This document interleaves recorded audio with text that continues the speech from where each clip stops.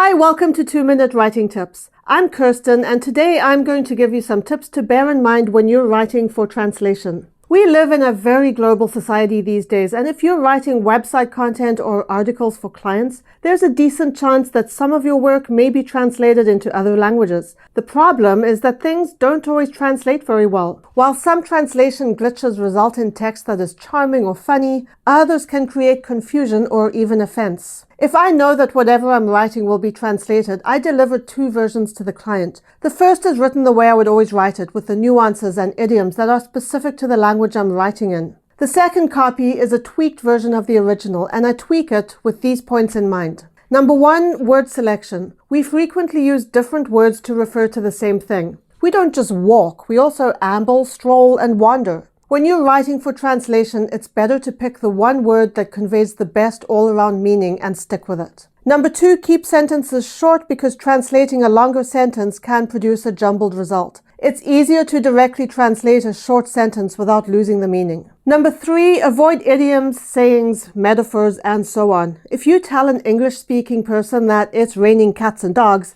they'll know what you're talking about. If you translate it into a different language, the expression may make no sense at all. Fourth, include the word that. In our natural speech and frequently in writing, we tend to leave it out. Most of us will say something like, "The postcard I sent never arrived," instead of, "The postcard that I sent never arrived." When writing for translation, it is helpful to include the that. It can make for a clearer translation. Finally, for the sake of clarity, use active voice where possible. Sometimes you may have to use passive voice. If this is the case, make sure the actor is clear in the sentence. This is not an exhaustive list, but these tips will help you produce writing that is easier to translate. That's it for today. I'll see you tomorrow.